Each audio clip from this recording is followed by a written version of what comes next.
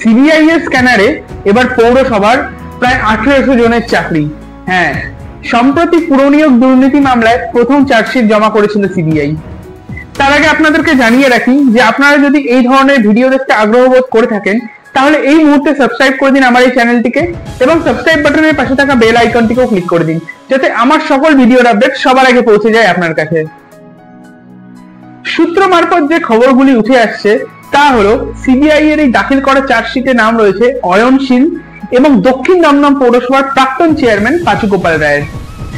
CBI এর দাবি যে করোনার সময় এই দক্ষিণ দমদম পৌরসভাটিতে প্রায় একই দিনে অ্যাডভার্টাইজমেন্ট বের করে সেই একই দিনে ইন্টারভিউ নিয়ে সেই একই দিনে অ্যাপয়েন্টমেন্ট লেটার দিয়ে 29 জনকে সেই দিন নিয়োগ করানো হয়।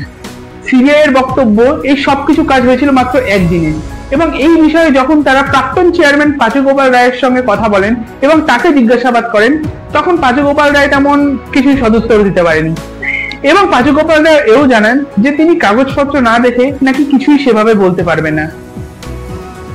এছাড়াও সিবিআই এর রাডারে রয়েছে হালিশহর, কাঁচরাপাড়া, বাদুরিয়া, নিউ ব্যারাকপুর, রানাঘাট, কৃষ্ণনগর, নবদ্বীপ এবং বীরনগর পৌরসভাটিও।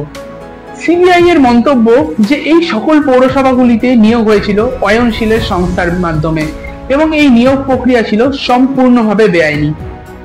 তো আজকের এই ভিডিওটি আপনাদের কেমন লাগলো? যদি ভালো লেগে থাকে অবশ্যই একটি লাইক করে দেবেন এবং এই সংবাদটি যদি আপনাদের গুরুত্বপূর্ণ বলে মনে হয়ে থাকে তাহলে আপনার চারিপাশে এই সংবাদটি অবশ্যই ছড়িয়ে দেবেন এবং আমাকে সমর্থন করার জন্য আমার চ্যানেলটিকে অবশ্যই সাবস্ক্রাইব করে নেবেন। তো দেখা হবে অন্য একটি ভিডিওতে।